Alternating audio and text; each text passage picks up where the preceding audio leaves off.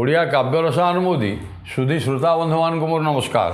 ବନ୍ଧୁଗଣ, ଆମେ ସେଇ ମୁଁ ଯାହା ପୂର୍ବରୁ ଆପଣମାନଙ୍କୁ କହୁଥିଲି ସ୍ତୁତି ଚିନ୍ତାମଣି ଭୀମ ଭୋଇଙ୍କର ଆଉ ସ୍ତୁତି ଚିନ୍ତାମଣିରେ ଯେଉଁ 100ଟି ବୋଲି ସଂକଳିତ ହେଇଛି ତାର କିଛି ମୁଁ ଆଲୋଚନା କରିଥିଲି ଏବଂ ତାର ଆଉ କ'ଣ ସେଇ ବୋଲିରେ ଅର୍ଥାତ୍ ପ୍ରଥମ ବୋଲିରେ କ'ଣ ଆଉ କବି ତାତ୍ତ୍ୱିକ ଜିନିଷ ସରଳ ଭାଷାରେ ବୁଝେଇ ଦେଇଛନ୍ତି ଆମମାନଙ୍କ ପାଇଁ। ଅର୍ଥାତ୍ ଏଇ ଭବ ଏ ସଂସାର ହେଉଛି ଅନିତ୍ୟ, ଅସତ୍ୟ, ମାୟାମୋହ ପରିପୂର୍ଣ୍ଣ, ମାୟାମୋହ ବିଜଡ଼ିତ ସଂସାର ଭିତରେ ଏ ଭବ ସାଗର ରୂପକ ମହାର୍ଣ୍ଣବରୁ କେମିତି ଆମେ ଉଦ୍ଧାର ପାଇବା। କବି ସେଇ ଅଲେଖ ଶୂନ୍ୟ ବ୍ରହ୍ମ ବା ଠୁଳ ବ୍ରହ୍ମ ଶୂନ୍ୟ ବ୍ରହ୍ମ ଆଉ ନିରଞ୍ଜନ ନିରାକାର ଅବନା ସେଇ ଭଗବାନ ବ୍ରହ୍ମଙ୍କୁ ପୂର୍ଣ୍ଣ ବ୍ରହ୍ମ ଆଉ ଜ୍ୟୋତି ରୂପରେ ପ୍ରକାଶିତ ଏବଂ ସର୍ବତ୍ର ପରିବ୍ୟାପ୍ତ ହୋଇଥିବା ସେହି ବ୍ରହ୍ମକୁ ଆଉ ଜାଣିବା ପାଇଁ ଏବଂ ତାଙ୍କଠାରୁ କୃପା ଲାଭ କଲେ ଏ ସଂସାର ଦୁଃଖରୁ ଆମେ ତ୍ରିତାପରୁ ମୁକ୍ତି ପାଇବା। କବି ସେଥିପାଇଁ ଆଉ ପ୍ରଥମ ବୋଲିରେ ଆଉ କ'ଣ କହିଛନ୍ତି ଆସନ୍ତୁ ଶୁଣିବା। ଜାଣ କେତେ ଛନ୍ଦ ରୂପ ଗୋବିନ୍ଦ ଏ ସର୍ବ ତୁମ୍ଭରି ଖଣ୍ଡ, ଜାଣ ତୁମ୍ଭେ ଅବନା ମଣ୍ଡଳୁ ଜ୍ଞାନ ଖଣ୍ଡଳୁ ଆଣି ଉଡ଼ାଇଛ ବାନା। ଅବନା ମଣ୍ଡଳରୁ, ଅବନା ଅବର୍ଣ୍ଣନୀୟ, ଯାହାକୁ ବର୍ଣ୍ଣନା କରିହେବନି, ଏଇଭଳି ସେଠୁ ଜ୍ଞାନ ଆଣିକିରି ଆପଣ ବାନା ଉଡ଼େଇଛନ୍ତି ଏବଂ ଅନ୍ତର୍ଯାମୀ ହେଲେ ଅବଶ୍ୟ ଜାଣିବ। ଆରେ ଭଗବାନ, ଆମେ କହୁଛେ ଭଗବାନ ଅନ୍ତର୍ଯାମୀ, ସେ ନାରାୟଣ, ସେ କୃଷ୍ଣ, ସେ ରାମ, ଏସବୁ ପରିବ୍ୟାପ୍ତ ହୋଇକରି ଯୁଗେ ଯୁଗେ ସାକାର ରୂପର କଥା କହୁଛେ। ସଗୁଣ ବ୍ରହ୍ମ ବା ସାକାର ରୂପ ତାଙ୍କର ଚିନ୍ତା କରିଛନ୍ତି।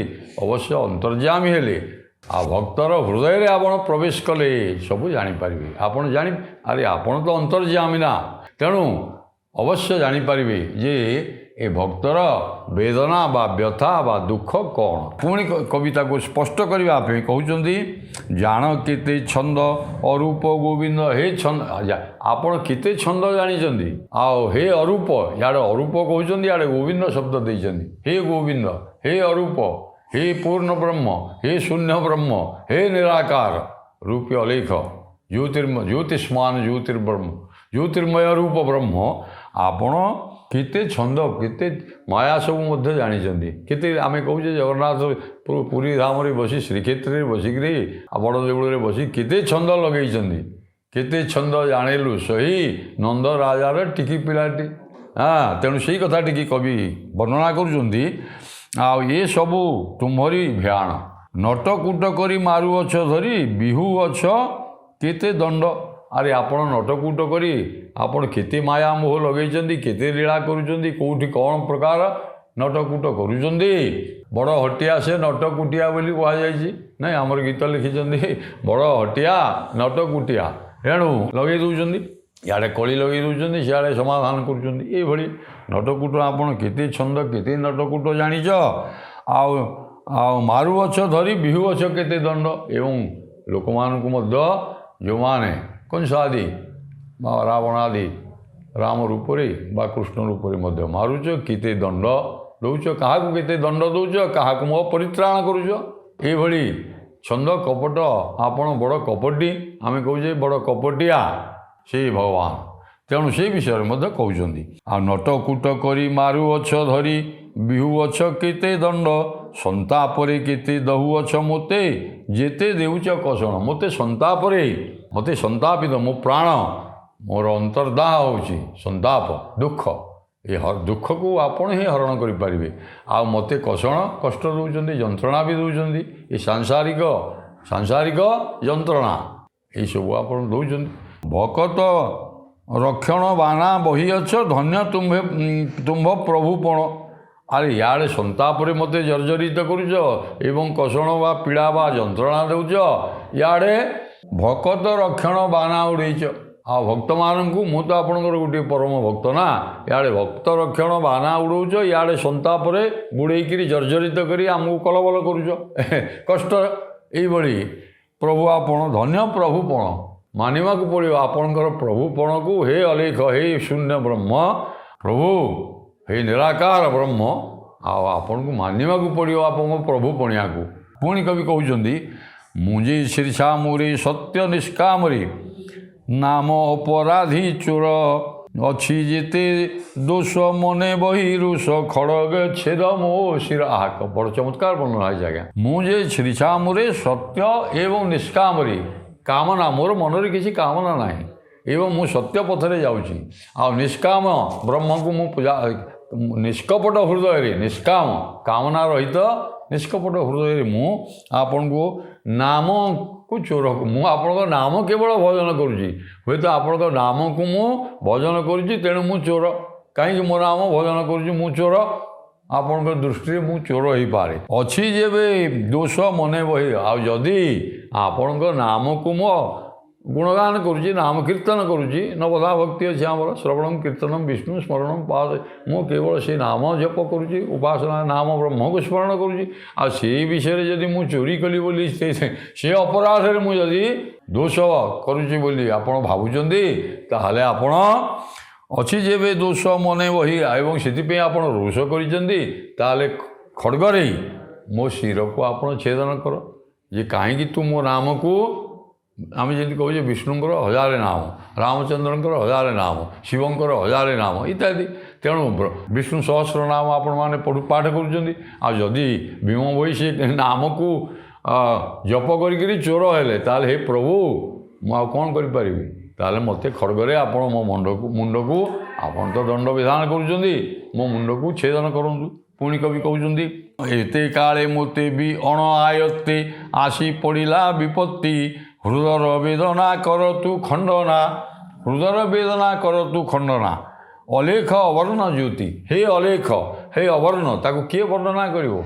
ସେ ଭଗବାନ ଜ୍ୟୋତି ରୂପରେ ସର୍ବତ୍ର ପରିବ୍ୟାପ୍ତ ହେଇଛି। ମୁଁ ଯେମିତି କହିଲି ଅସାବାଦିତ୍ୟ ବ୍ରହ୍ମ, ସୂର୍ଯ୍ୟ ଯେମିତି ପ୍ରଚଣ୍ଡ କିରଣ ଦେଉଛନ୍ତି, ସୂର୍ଯ୍ୟ ହେଉଛନ୍ତି ବ୍ରହ୍ମ ବୋଲି କୁହାଯାଉଛି।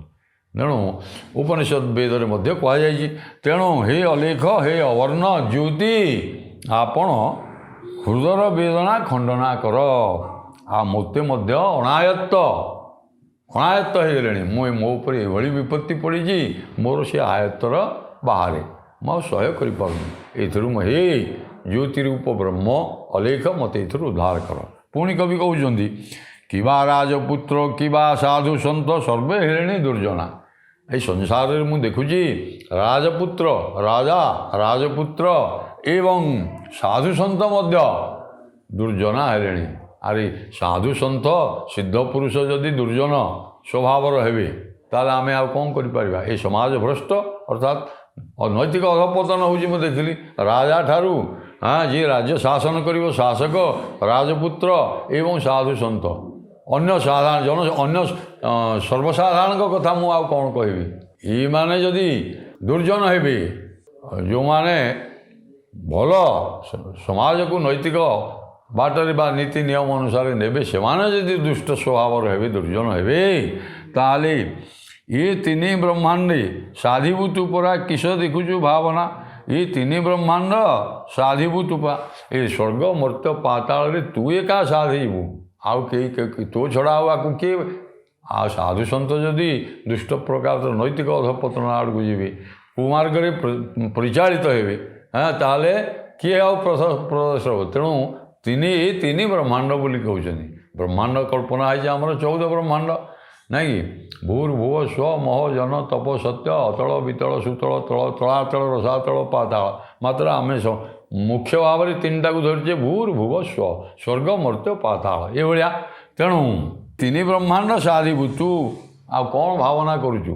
ଯଦି ଏମାନେ ସବୁ ଦୁରାଚାର ବା ଦୁଷ୍ଟାତ୍ମା ହେବେ, ନୈତିକ ଅଧପତନ ତ ସମାଜର ନିଶ୍ଚୟ ହେବ। ଆଉ କିଏ ତୋ ଛଡ଼ା ଆକୁ ପ୍ରତିକାର କରିବାର ଆଉ କିଏ ଅଛି? ହେ ପ୍ରଭୁ, ତୁ ହିଁ ଏକମାତ୍ର ଜ୍ୟୋତିଷ୍ମାନ ଜ୍ୟୋତି ରୂପ ଅଲେଖ ବ୍ରହ୍ମ, ତୁ ହିଁ ଆକୁ ନିରାକାର କରିପାରିବୁ। ଦେବ ଦେବୀ ଗଣ ମୂର୍ତ୍ତିକା ପାଷାଣ କାହାକୁ ନ ଭଜି ଚିତ୍ତେ। ଦେଖନ୍ତୁ ତାଙ୍କ ନିଦର କଥା, ମହିମା ଧର୍ମର କଥା ଏଠି କହୁଛନ୍ତି। ମୁଁ କହିଲି ମହିମା ଧର୍ମାବଲମ୍ବୀମାନେ ସାଧାରଣତଃ ଶୂନ୍ୟର ସାଧକ ଏବଂ ରୂପରେଖ ନାହିଁ ହେ ଅଛ ଉଦୟ ହୋଇ। କବି କହିଲେ ଅନ୍ୟ ଗୀତରେ ମୁଁ ଯାହା କହୁଥିଲି, ପାଦ ପାଣି ନାହିଁ ତାଙ୍କୁ ଧରିବ କିଏ, ଏମନ୍ତ ବ୍ରହ୍ମ ସ୍ୱରୂପ ଚିହ୍ନା ନ ଯାଏ ନାହିଁ ତାଙ୍କ ପିଠି ଅଣ୍ଟା। ଫିଟାଇ କହୁଛି ଗୋଟା ନର ଦେହ ବହି ତାଙ୍କୁ କଳିବ କିଏ। ଏଇ ନର ଦେହର ନର ଅର୍ଥାତ୍ ମଣିଷର କେତେ ଜ୍ଞାନ, ମଣିଷର କେତେ ଜ୍ଞାନ ଯେ ବ୍ରହ୍ମକୁ ସେ ଚିନ୍ତା କରିପାରିବ। ମୁଁ କହୁଥିଲି ଆରଥର ବିଶଦ ଭାବରେ। ତେଣୁ ଏଇ ଯେଉଁ ବ୍ରହ୍ମାଣ୍ଡରେ ଯେଉଁମାନେ ସାକାର ରୂପରେ ବସିଛନ୍ତି ପୂଜା କରୁଛନ୍ତି, ଆଉ କେମିତି ନା ଦେବଦେବୀଗଣ ପାଷାଣ କାହାକୁ ନ ଭଜି, ମୂର୍ତ୍ତିକା ଆଉ ପାଷାଣ। କିଏ ମାଟିରେ ମୂର୍ତ୍ତି ରୂପ ଆମେ ସବୁବେଳେ ଦେଖୁଛେ, ଏ ମେଢ଼ ତିଆରି କରୁଛେ, ମୂର୍ତ୍ତି ବସଉଛେ, ବିଭିନ୍ନ ପ୍ରକାର ମୂର୍ତ୍ତି ଉପାସନା ଅଛି। ପାଷାଣ ପଥରରେ ବି ମୂର୍ତ୍ତି ଅଛି ଏବଂ କାଠରେ ମଧ୍ୟ ତିଆରି ହେଇଛି ମୂର୍ତ୍ତି। ତେଣୁ ଦେବାଦେବୀଗଣ ମୂର୍ତ୍ତିକା ପାଷାଣ କାହାକୁ ନ ଭଜି ଚିତ୍ତେ, ମୁଁ କାହାକୁ ଚିତ୍ତେ ନ ଭଜି।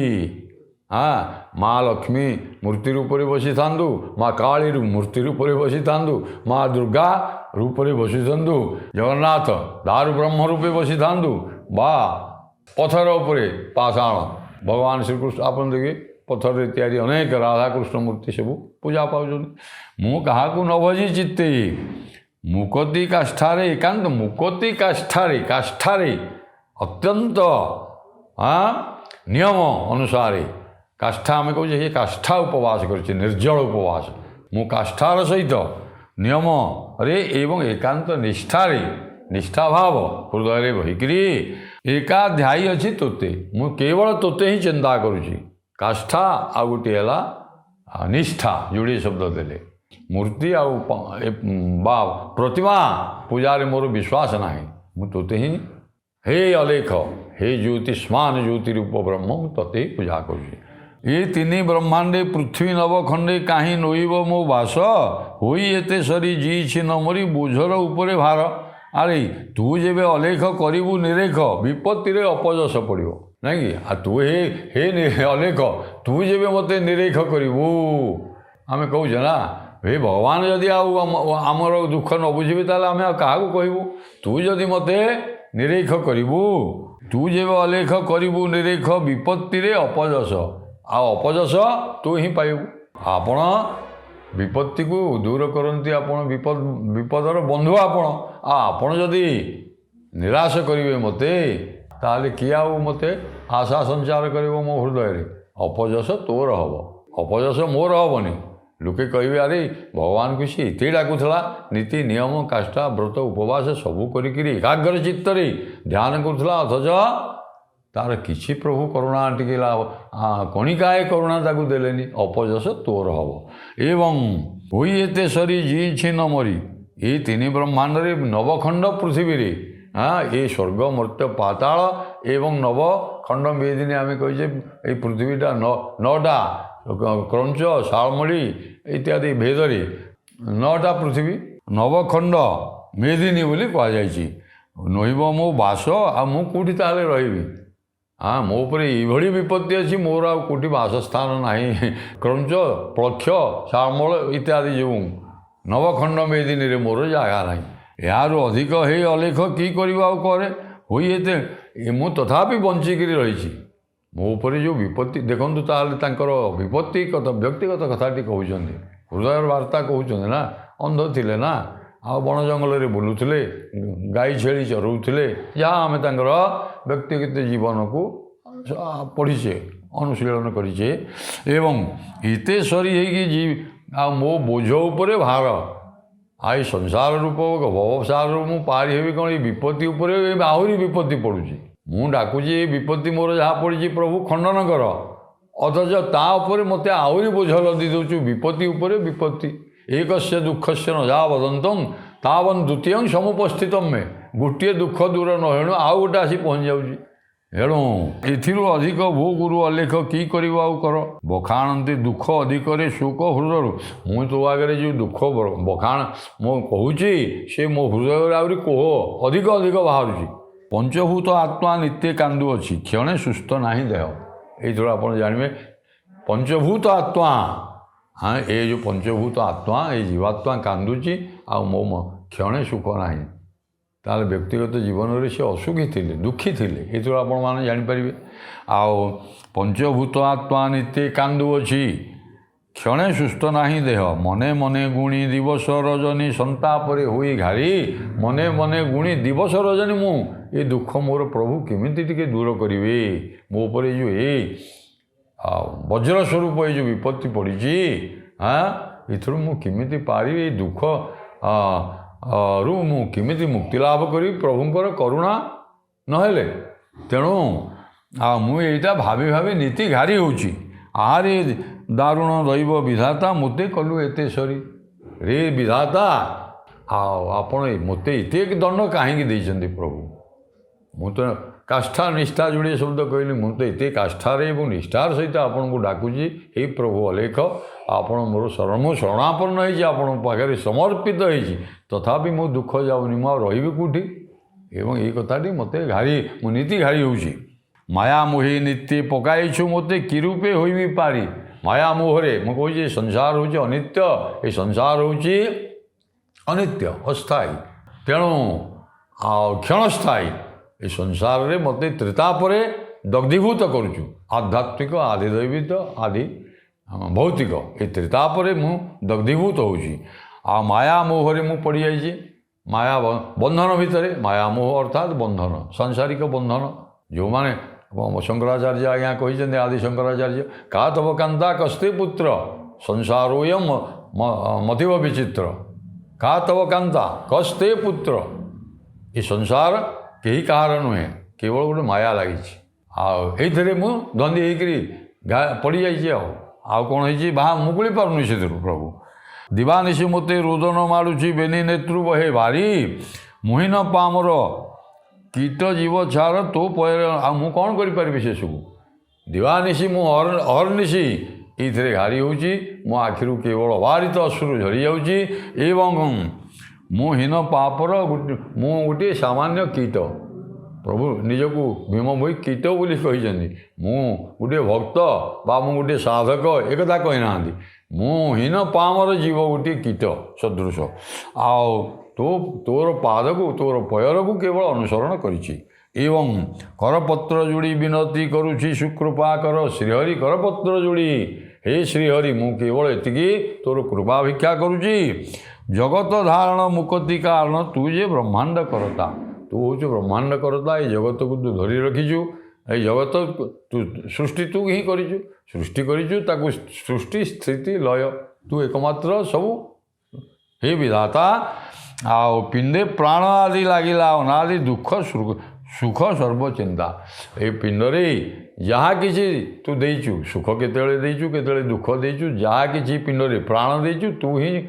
करिचु एवं तो पादे शरण जाऊ ये पुराण जुगे जुगे कीर्ति रही तो पादरे आउ मोर किसी कहबार नहीं मु जहाँ कथा मोर व्यक्तिगत हृदयर जो वेदनार्थ हृदयर वार्ता तो आगे प्रकाश करदेली एणिकी तू रखे बा न रखे मत एथुरु उद्धार करे बा परित्राण करे बा न रखे तो पाखरे मु सब समर्पित आउ झिंगास वचन कहे भीमहीन तोते झिंगास बोली गोटे शब्द देले आजिकल आ झिंगा से झिंगा सिकरी मत कहला अर्थात गाड़ी देवा भर्सना करी प्रभु मु ते गाड़ी दूची हृदय जिते दुख न जाए जमी कवि सूर्य बलदेव रथ सर्प जनान भगवान को कहते काल सर्प आपण कबल कर प्राण पवन सबू मानू सबुरी सेमती कवि भीम भई कई कविताटी प्रथम बोलीटी आज्ञा उपसंहार कर झिंगास वचन कहे आ भक्तर हृदय जिते दृढ़ भाव आसे जे प्रभु किसी मते एथुरु त्राही कर पारुना भव बंधन मुक्ति करूना टे भर्सना करी ते गाड़ी देकरी मु कहूँ कहे भीम भई अज्ञान पामर मु हूँ अज्ञान मु हूँ पामर तते मु आ भलरे न शुणुले जो झिंगा शिखरी तते गाड़ी देकरी भर्सना करी कहूँ ये कहीकि कवि प्रथम बोलीटी अति सुंदर भाव में सरल सावलील भाषार आज्ञा समाप्त कर परवर्ती पर्यायर द्वितीय तृतीय बोली कौन कहते समय सुजोग मिले कहवा नमस्कार।